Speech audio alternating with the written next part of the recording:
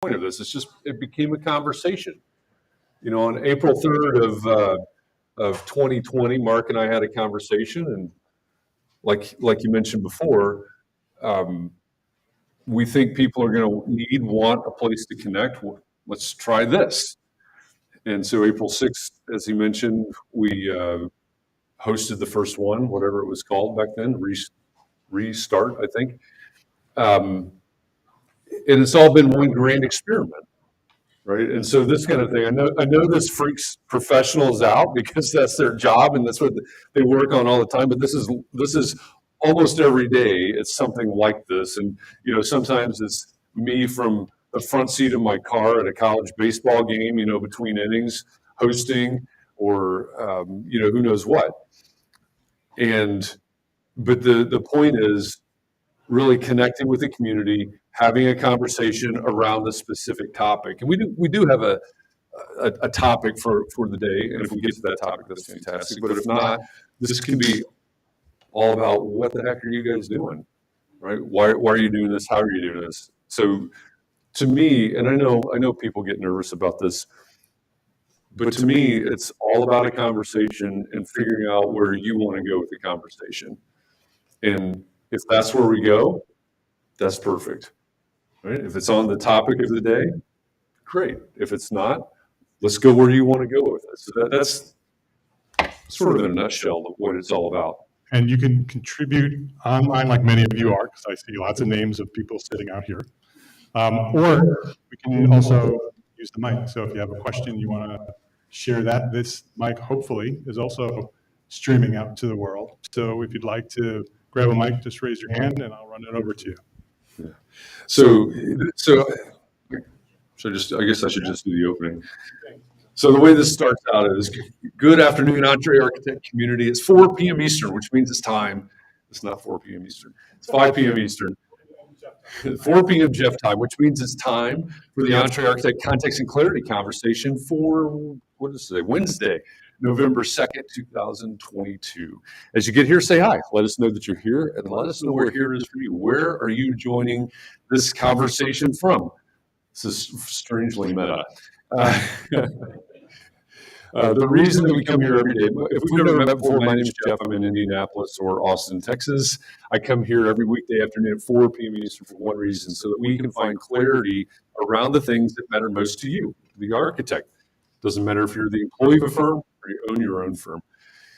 Maybe you have circled a date on the calendar. You said 2022 is my year and you're on the runway to starting your own thing, or maybe you have owned your own thing for a year or 10 years or 29 years, and you're starting to rethink or reimagine what that firm could or maybe even should be. All of the topics that we cover, one topic every day, they all fall under the broad umbrella of the business of architecture, and they're all the need-to-know topics for the success of entrepreneur architects just like you. And so that's how we start this every single weekday. And I forgot to do that. Thank you. And then people start chiming in. So I see Dawn Zuber is joining us on YouTube from Austin, Texas. Hi, Dawn Zuber. And Jean from over on Facebook at the annual meeting. Glad you're here. Jake Flinton's also in Austin. And Nicole, hello, also from Austin. She's using the hashtag TCAM22, the EntreArchitect Community Annual Meeting 2022 from Austin. That's the hashtag we use for everything this week. And so we go down through this. And one of the things that we do, this is a throwback to one of our dear friends and community members. When we first started this in 2020, John Kinney was in Boston, right? How do you say it, Catherine? The way John Kinney would. Boston. He was like from Nashville or something. John Kinney has the fastest fingers on the East Coast, and he would log in, come in on the screen faster than anybody else. And then a week or so in, it started to become a competition. Who can get in faster? Who could beat John Kinney into the room is basically what it became. So we created an award. Right, it's a crocheted bathtub award for the person that comes into the room first, and that comes from my wife's grandma, who had a one-liner for everything.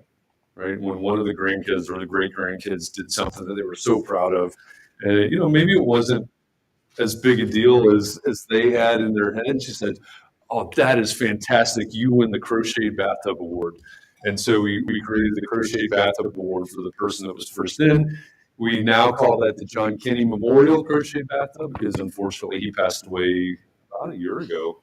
Yeah. I guess it was. Say it again. January of last year. This year. Okay. January been a long year. 2022. So coming up on a year. So we have the John Kinney Memorial Crochet Bathtub Award, which means, as I look at the screen, Jessica is the first in, and my screen is the official screen. So there's no disputes here. Okay. Jessica is the first in from Austin, Texas. Really meta in the room right there, and Jessica. And on the screen, so she's the winner of today's John Kinney Memorial Crochet Bathtub Award. And so, eventually we get into this conversation. The actual topic for today is how can a figurative place improve your quality of life? The way that we come up with these topics is on Thursdays, we do what we call Context and Clarity Live, where we interview somebody. Tomorrow, we're going to interview Ryan Frederick, who is the closing keynote, I guess, our day 2 keynote. As soon as he's done with his presentation tomorrow, Catherine and I, or however we work the logistics out, with everything that's going on, we'll join Ryan and have a conversation where we can dive deeper into what he talks about during the keynote. So that person and that theme sets the tone for the week. And so we shape these questions, these topics for the entire week. So Monday, because we're talking to Ryan Frederick tomorrow about the power of place, the question we had Monday was how can a physical place improve its inhabitants' quality of life? And so we talked about the things that you design, maybe, right, built environment, or maybe it's nature, maybe it's being out on Lake Travis, maybe it's being in the forest, whatever. So just exploring the idea of a physical place and how it improves quality of life. Yesterday, the question was, how can a physical place improve the quality of its community? So maybe it's your projects and the impact of your projects, not only on the users and your clients, but also the community that it inhabits. And then today's question is, how can a figurative place improve your quality of life? Tomorrow we'll talk with Ryan about the power of place. And then we wrap up the week on Friday with the question, starting with the question, what can you do to improve the place that you're in? And so we're kind of taking that physical and figurative. And, you may be sitting there going, those are some really broad questions. And that's the point. Right? So I can throw out this question and we can take this in a million different directions. And as we're having the conversation and comments are streaming in online like they are now, again, some from this room, and as Yoko wants to know what's a figurative place, that's what we do. Hey, Yoko wants to know what a figurative place is. What do you think? What do you think a figurative place is? There's no right or wrong answer to any of this. If anybody's not on Facebook and wants to be in Facebook, I'm approving you. So if you want to, EntreArchitect.com/group will get you there, and I'll see that you've requested membership, and I'll let you in. So if you wanted to contribute here. Yeah. What is it, Jeff? I don't. What is what? A figurative place. Oh, we're going to talk about the topic?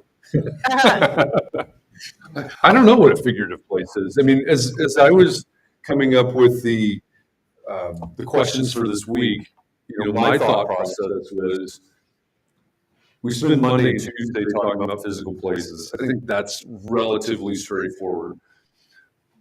But then, Joyce, so I'm going to take my glasses off to be able to see who's in the room. Joyce, about an hour ago or so, talked about mindset. So is mindset part of the figurative place? The place where we are in our minds. Is it a belief system? We've got a hand raised. Emily is out there with her hand raised. So my thought is, it's the place that we inhabit. Maybe it is the way that you position yourself or your firm or the people that you work with. What's Emily think? Yeah, I think a figurative place gets to the kind of experience, that you're creating. Yeah.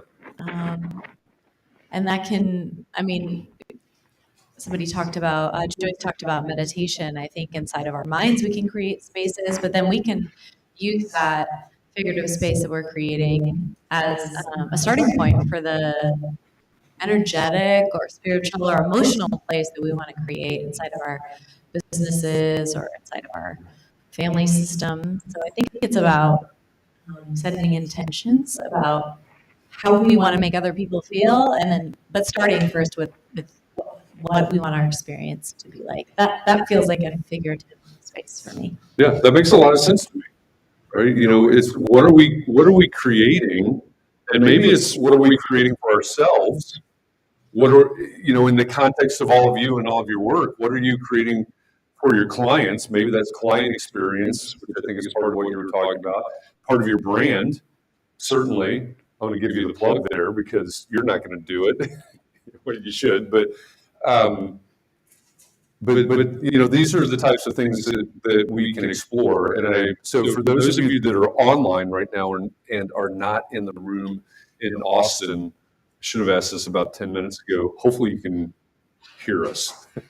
I guess that's obvious. Yoko's answering there. So anybody else? What do you think of when we talk about figurative place? Chris says, in my mind, has been looking forward to this conference. So in a figurative place that's within a physical place, it's getting awfully meta, isn't it? Let's do it. Hey, Jeff. It seems to me like it could be more about perspective. The figurative place being the experience that people have in the built space that we create. And I think that can be vexingly out of our control, which we're not used to. The experience that someone has being here in Austin, for example, where you could be a longtime founding community member up there at the front or back here listening, analyzing, and everybody's experience is a little bit different. So I think acknowledging that we could all be in the same place, having the same experience, but all from our own perspective, and realizing that the built environment has a huge amount of impact on that, but at the same time, it can be a completely different experience because everyone's in a slightly different place in their lives, in their profession. And you can be sitting right next to somebody and have a completely different place you're coming from. Yeah. So let me throw this out there. We're talking about experience, we're talking about beliefs, we're talking about perspectives, and we go back to the starting question. And this is the question that becomes the title for every day is that's where we start, right? And that's where the exploration starts. So when we're talking about beliefs and perspectives and experiences, then go back to the question of the day is how does that impact quality of life? And so I think that's an important, in my mind, and it's also important for everybody to understand that there are no right or wrong answers, and Jeff isn't an expert on any of this, right? Jeff's just facilitating or moderating this. So my question would be how, in the experiences that we're creating and the perspectives that we have from the differing experiences, and maybe even the belief systems that we're attaching to or we're creating, how is that impacting? Let's focus specifically on our quality of life, because that's really what Joyce was talking about earlier today, right, in her keynote. So what do you think about that? Right? I used to work with somebody that said, and I don't know where he borrowed this, but he always said, you get to decide what kind of a day you're going to have. Right? You're going to wake up, you're going to look in the mirror, you can be in a bad mood, you can be hungover, you can, whatever your situation is, you get to decide how you react to that and what you do with that. So by extension, you get to decide what kind of day you're going to have. What does that have to do with our quality of life relative to these figurative places, maybe that we're creating or other people are creating for us? Where our microphone go? Let me look at what other people are saying online here. Nicole said, would us meeting an EntreArchitect every day count as meeting in a figurative place? This is a digital place. I don't know. Maybe it is. Christian says, I'm figuratively in the conference room with you. I'm literally a few yards away in my resort room with my feet up. Okay, kudos to you. Nicole says, the church my mom goes to has been meeting outside in a field for a couple of years while fundraising to build a new building. They don't have a building, but there is certainly a meaningful place for those that attend. And I think, anybody that has a faith tradition, I think you certainly understand how that probably impacts that congregation's quality of life. Hey, Jeff. Jake Flitton here. I'm back from East Aurora, New York. Yes. People remember how we make them feel, not what we say. Myelin. And so if you can make this figurative place a feeling of comfort, safety, whatever you're striving for, that will create the emotions that generate from it. How you make them feel in a place, whether that's figurative or even a physical space. Yeah, I think that's an excellent point. So what does that have to do with your practice? We're looking for takeaways, right? In Jake's comment, how can I look at, how can I understand what Jake is talking about and find some way to apply that to my own practice? Does that mean that I really need to focus on client experience, right? On Context and Clarity Live a year and a half ago, we talked to Jesse Cole, who's the owner of the Savannah Bananas, the baseball team. I had the Savannah Bananas hat on yesterday. He's the guy that's famous for being, the guy in the yellow tux. And you can see him and his antics basically, but it's not about the yellow tux at all, right? That's his brand. But what they've done at the Savannah Bananas is deconstructed the experience of baseball, all the way from buying a ticket to showing up at the ballpark to going from your car into the ballpark and what's going on in there and even leaving there and going home.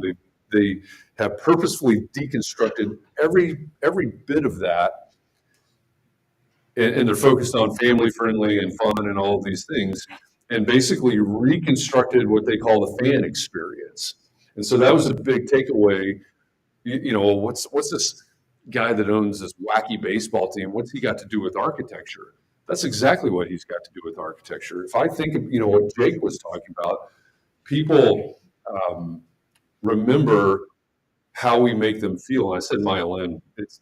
That's not the myelin quote. It's on the tip of my tongue. But if our clients remember how we make them feel, to me, that's also a direct connection to Jesse Cole, right? If we rethink what it's like for someone to find us online, someone to visit our website, to fill out a contact form on our website, or to call us on the phone. Hey, my sister-in-law told me to call you because you renovated her house, and now I need to renovate my house. What's your onboarding process look like? What is the process of going through your 5 or 7 or 9 phases of design services? What's the experience of doing that? Can we deconstruct that and break it down and rethink what it's like to be your client? And then when we spin that all the way back around to what Jake was saying, what does that have to do with their quality of life? Certainly, and working with an architect, but what if I create a fantastic client experience, and you don't have to wear a yellow tux to do that, by the way. Maybe you could, but if I create a fantastic client experience so that when my clients come in and you go, oh my gosh, I love this process. I love working with you. I love doing this. I love this whole, picking out the things and looking at the BIM models, whatever that experience is like. How does my quality of life improve when I have happy clients? That was a long way around that barn, but I finally got there. Maya Angelou. Maya Angelou, yes, That was- thank you. Yeah, quote, direct See, and quote you there. also know which direction is which. Left, right. Thank you, Kathy.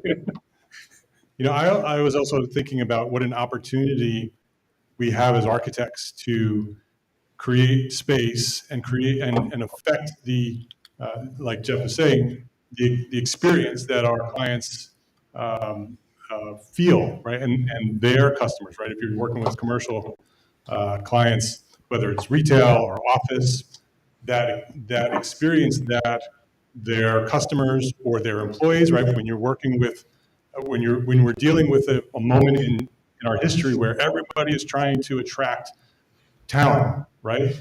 That culture that you're building through the experience of what you're designing becomes part of your brand. That's a great opportunity for you to differentiate yourself, right? That you recognize that the spaces that you're designing directly impact the brand of that company or the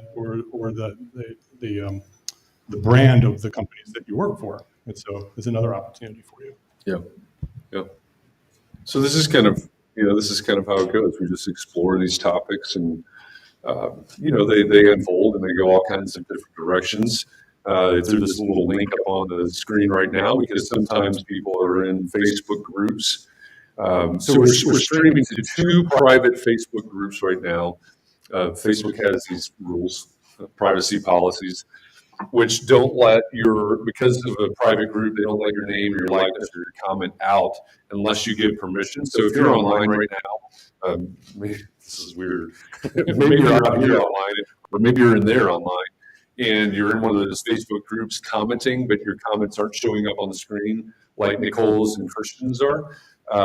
Open a separate browser window, go to chat.restream.io/FB, like Facebook.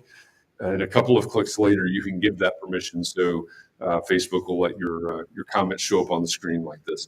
And those permissions do have to be renewed on occasion. I don't have any idea what the time frame is, but if it's not working, chat.restream.io/FB is the place you need to be. All right. Hi, Erica. Hello, Erica, from Austin, but currently in Austin, but from New Jersey. So I've been, working on kind of my website and sort of what I want my brand to be. And one of the things that I keep running into that I'm finding actually really disappointing is that all the images of my work are absent people. And I think all of us as architects take photos of empty spaces. We focus on the literal space. And maybe that's not the way to connect with clients. Right? Maybe we need to get people into those images and allow clients to see themselves as part of the process to make it more figurative. Yeah. Thank you. Yep, got another comment. Take it to Tim, but Emily, I'm calling you out. This has to go over to Emily too, because I want to know what you think about that issue as Should well. I go to Emily first and then come back to Tim? Thank you. All right, here, Tim. Okay.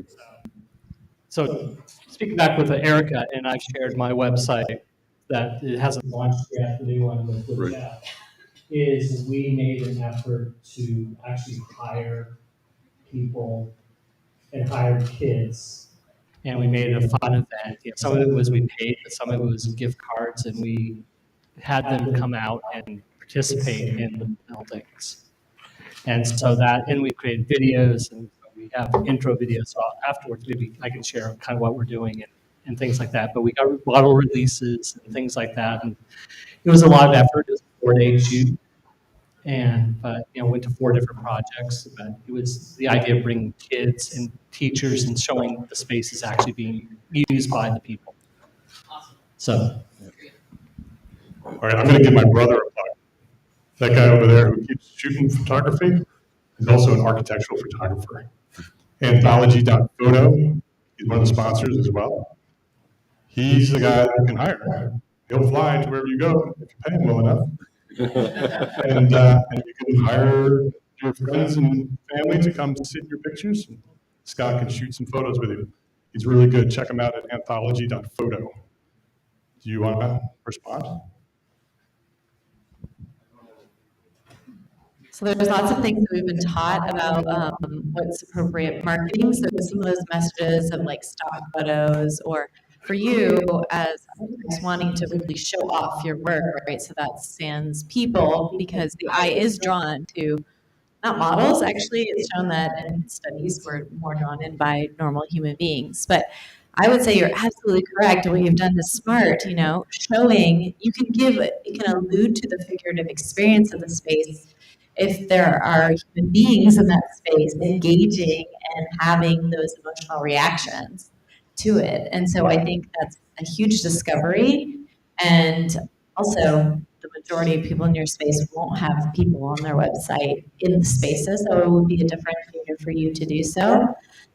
We're trying to make human connections, not just sell a product or service. Nobody buys what you do, they buy the experience and the feeling that you evoke. So what better way to do that than to show, maybe it's the actual residents, or maybe it's a team of people that you hire, but in either case, I think you're on the right track. Yeah, I always think of it, along that exact same line. I always think of it as, if you have a potential client that's looking at your website, that maybe they look at your project and they go, well, what a beautiful space, but that's completely subjective, right? So can we set up those photos in a way that helps them imagine being in that space? And I think that's where the kids, or the whoever the people are that are in that space, with a nod to Donald Miller, how can I help someone imagine being part of this story? Ultimately, if we're talking about storytelling, and I think having the people in there is you're exactly right, Emily. Of course, the majority of your competition doesn't have people in their photos. So anything you can do to humanize that, right? Yeah, you're absolutely designing spaces. Well, I guess that's not exactly a valid assumption. You may be designing spaces for something besides humans, but if you're designing spaces for humans, we need to give them the ability to say, oh, I can see myself in that space. So yeah, I think that's a great question. I think it's an important topic. There you go. That's good. Hi, I'm Gary Orr. I'm from Sacramento. We're in the process of redoing our website also. And we did something, I had a brainstorm last year. I got an email from a client, and we designed this phenomenal modern home about 5 years ago for him. And we decided to design it exactly on the axis of north, south, east, and west. And we knew intentionally when we designed it that there would be certain experiences with the sun and with the moon in that house. We didn't tell our client. That's awesome. And as a matter of fact, we didn't even tell them we designed it on the axis. So I got this email saying that Gary, Paul and I have been living here for 3 years. This came out of the blue. And our favorite thing is that on the moon rises in the center of the big 20-foot window that you did, and we sit at our dinner table drinking wine, watching it rise perfectly up the middle. And so then I realized that we had several clients that had similar experiences with different things we intentionally designed. We strategically said, we want you to feel this way when you experience this space. And don't tell them. So we went back to 4 clients, and we went back to the client with the moon on the night of the moon. They invited us there, we sat down, and before that, in the video, I told them my little private story like I'm telling you. And then we clipped over to the client. We did that in 4 separate things. We just finished it last week. And it's storytelling. Is it live? Can we see it? It's not live yet. It's going to be live in about 2 weeks. But they're 4. If it goes live, then I'll. Okay, yeah. But they're 4 stories. And it's amazing because I knew that this was going to happen, but I didn't tell them. I wanted them to discover it on their own. And all of them did in different times. And some of it was their kids that figured it out. They said, "Well, look, did you notice this?" And then they opened it up. So to me, I think, when I think of intentional space, I think of, you said the church out meeting in that field without a sanctuary. You can make, they actually are in an intentional space, because if they're going to build it where they're sitting in their chairs in that field, there's an intention that I'm going to give them in where I place that sanctuary and where they're going to be viewing and what they're going to feel. And we as architects can program that feeling. We can program people's feelings. We can make them feel excited, sad, somber, happy, joyful, safe, apprehensive, put all that into a design of a space. Yeah. So to me, that'd be the success. The success for our work is if they feel those things that we intentionally put in, we've succeeded. Yeah. Yeah. Thank you for sharing those stories. First of all, those are beautiful. But I mean, there's so much in there. You know, one thing that we lament about a lot in this profession is that people don't understand the value of an architect. And, you know, that can be an elusive idea, right? We get that. Is it construction documents that result in fewer change orders, or, you know, whatever? Don't ask me that question, by the way. Is it the moon rising? Is it that experience? And I think, you know, when you're talking about that, I went right back to your comment earlier, Emily, about the spiritual, right? Because whatever your faith ideas are, that is in some way a spiritual experience to see that and feel that and all those things. And I think, you know, when we talk about the value of an architect or the you know, we all week talking about the power of place on context and clarity. Those are fantastic examples, and I think that's why a lot of you do what you do, right? And so that I'm just kind of picturing that right now. That's really amazing. So when we think about the figurative, you know, what the figurative place, I also think that what you're talking about is sort of that's the intersection, right? It's a physical place that's also, once the kid notices it, which that doesn't surprise me at all, the adults don't notice it, but the kid goes, "Oh, look at that," right? The moon's doing that. To me, that's a physical place, and then the experience of that, going back to several of the comments, that's also creating a figurative place. You know, it's that experience piece of it. It's that, where does that take my mind? Where does that take my soul when I see that, when I experience that, when that happens? So I think, you know, I love what all of you do, right? I love what you do as architects and the places that you create and the you know, the value that you create for your clients. My encouragement, this is because I get to host this every day. I get to get up on a soapbox every once in a while, so I'm going to get on the soapbox now. You have the stage. Literally. Think about those things, right? Think about the impact of what you do. You know, I don't think I have any meetings with students today, but I met with some of my grad students yesterday, and we talked about this formula that I made up, P plus S equals R. A lot of you have heard me talk about this before, but problem plus solution equals result, right? In the case of the modern house with the moon, et cetera, on the orthogonals, there's a problem. We needed a home. There's a lot of things that went into that. Maybe aesthetic considerations, certainly a program, and all those types of things. That's the problem. The solution is, hey, we designed this home. You didn't tell them some things, which I think is super cool. But you created the solution that is it's a built object. I think a lot of you, probably most of you, maybe all of you, hope that this idea that was in your head eventually comes out as some sort of built object. That's, I guess, the embodiment of the solution. But the R piece, and the P plus S equals R, it's problem plus solution equals result.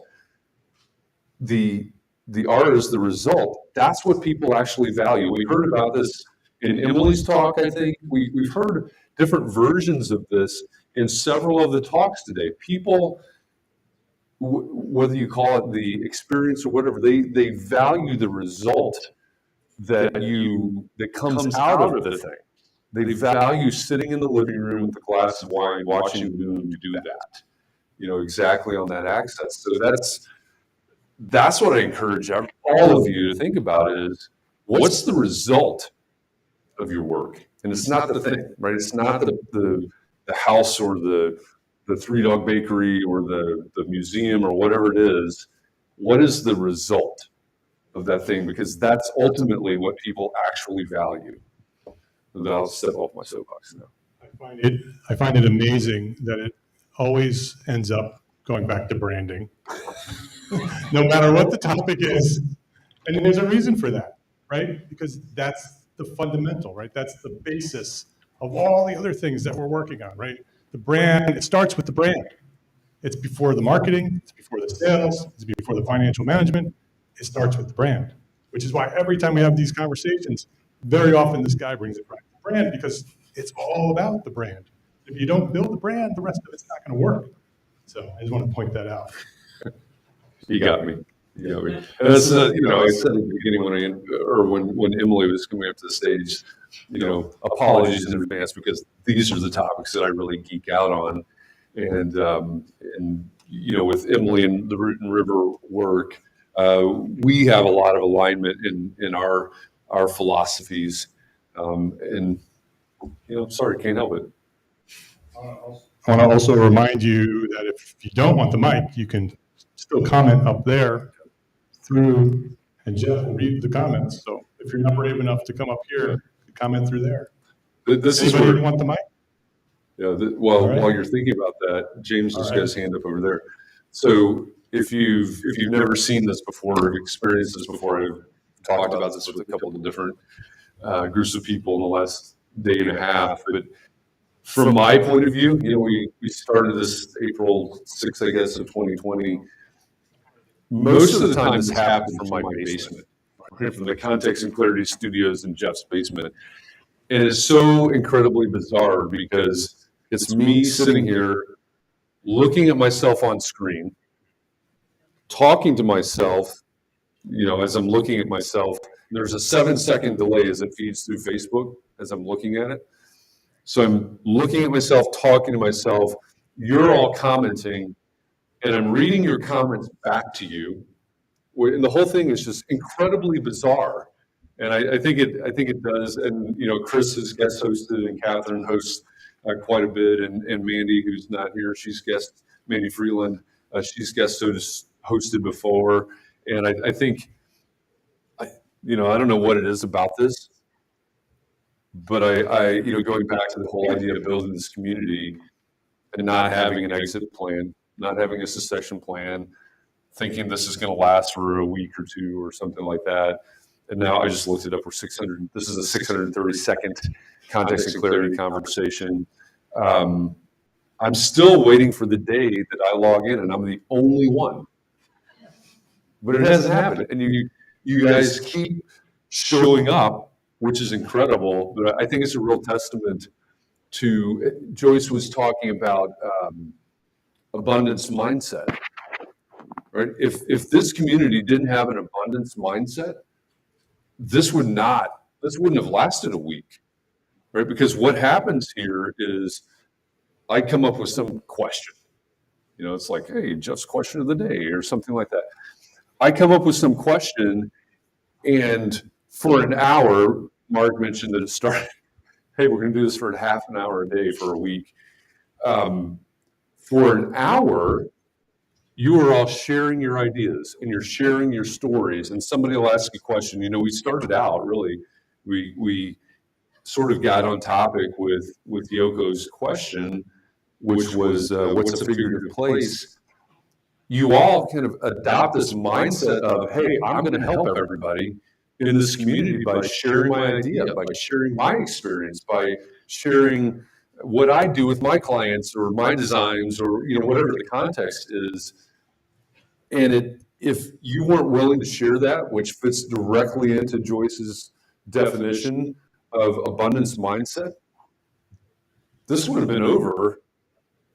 I would have had a lot of extra time on my hands, but this would have been over almost 3 years ago, right? And so that's another testament to all of you.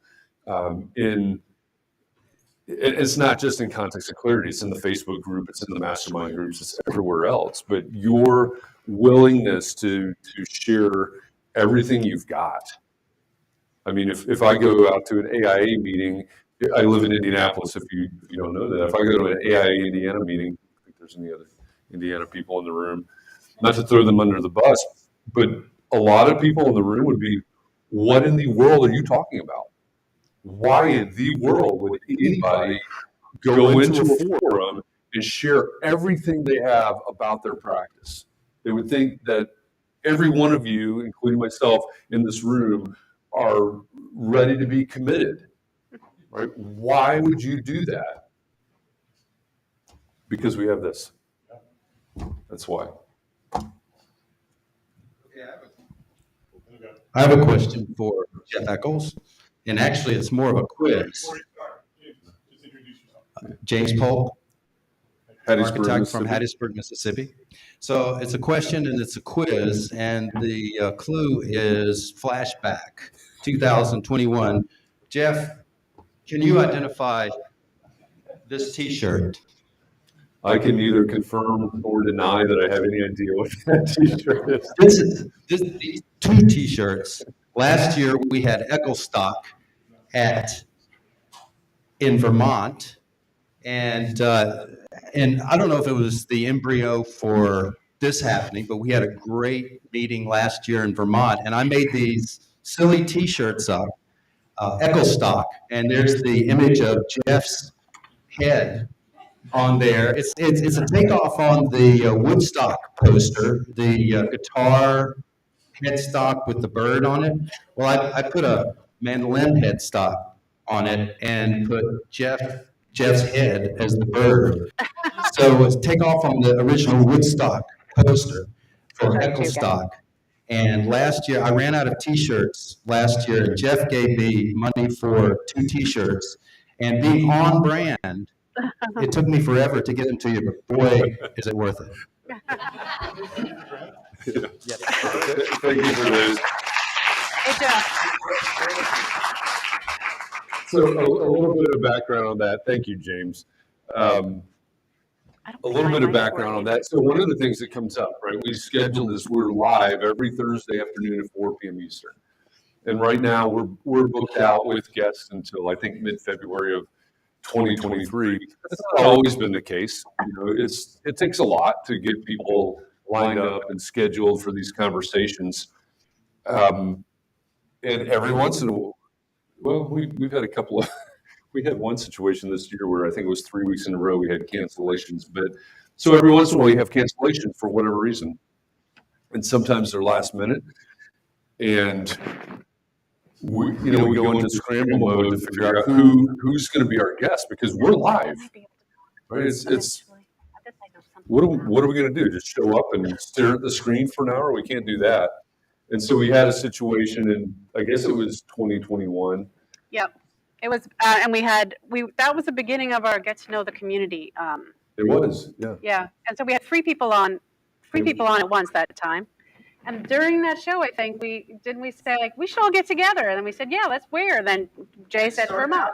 As a joke, but everybody said, yeah, that's a great idea. Yeah, we should do it. And then you drew up the logo right after that, and then there's no turning back. Yeah, so James and Jay Caroli and Michelle Hodel were our three community members. It was Meet the Community or whatever we call it. I just realized who the cancellation was now. Oh, who was it? I think we should go ahead and say it. We should put yeah, we could thank them. But they said, hey, we should get together. And this is still, COVID is still going on at this point, right? We should get together. We should meet live. And then Jay is in Northern Vermont. Oh, we should meet live in Northern Vermont. And then we should call it Eccleston. Originally, we were no, this is not what we should call it at all. Originally, we were going to rebuild Jay's house because he was working on his house. We were all going to go there and build his house at his farm. That's exactly. Where Yeah, that's right. Because he's got the farm in Northern Vermont and sort of Woodstock and all this. And for the longest time, I'm going, there's no way this happens, right? There's no way they pull this off.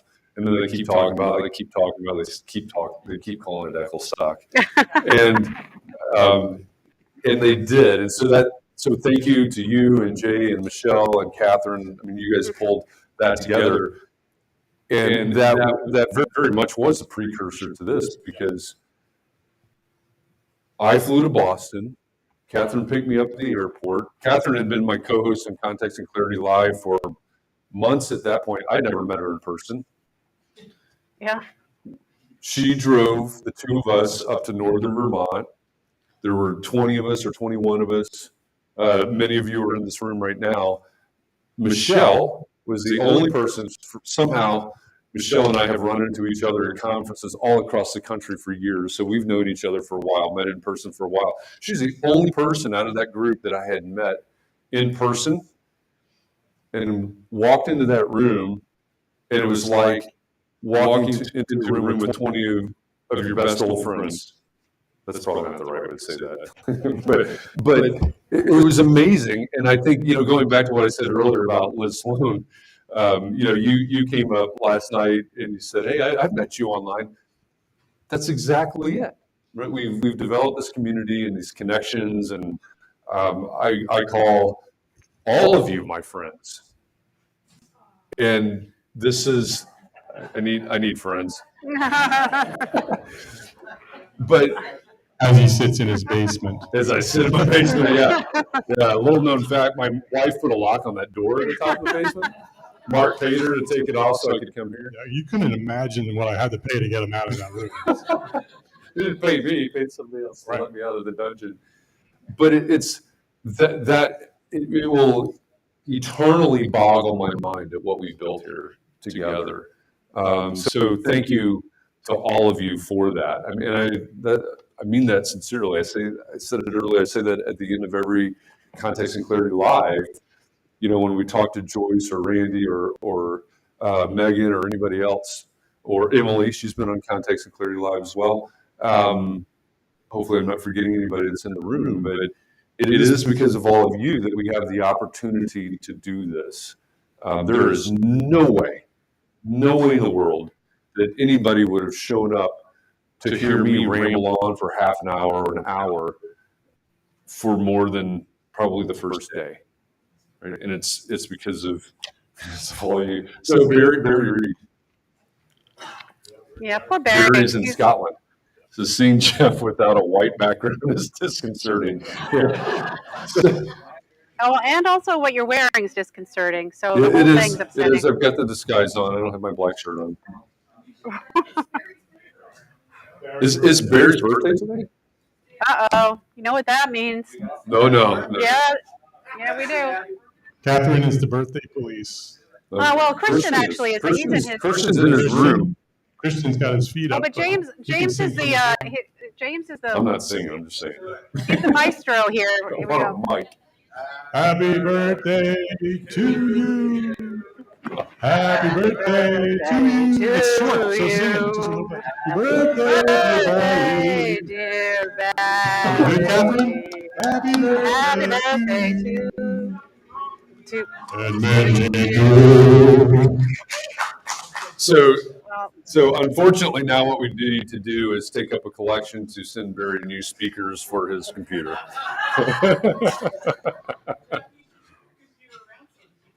Yes. Thank you. Let's watch this. Do this.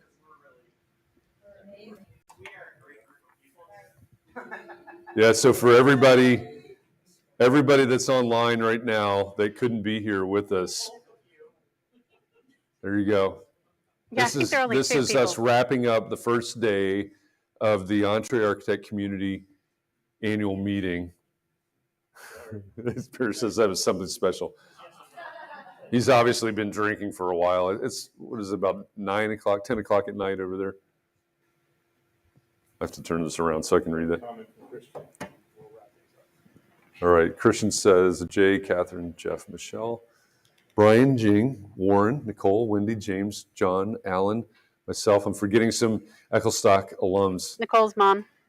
Say it again. Nicole's mom. Nicole's mom, yes. Nicole brought her sister this time. I know, she's bringing her husband next time, she says. Excellent. That'd be awesome. Yeah. So the way that we usually wrap this up is that, first of all, thank you for the conversation. Hopefully we dug into not only behind the scenes and what all this is, but a little bit about how figurative place affects quality of life. But the way that I close it every day is to say thank you, be well, stay safe, keep those around you safe and well. Remember where this started. But this is 100% sincere, and it's also a reminder to myself, because some of you witnessed my own breaking of my brain. Be well, stay safe. Keep those around you safe and well. Take a little bit of time to breathe, relax. It's important. Find a way to rejuvenate, because we do this every day. You got to pace yourself. And thank you for going along this journey with us. We'll see you tomorrow, everybody. All right. Thank you to Jeff Eccles and Catherine McPhail, co-hosts of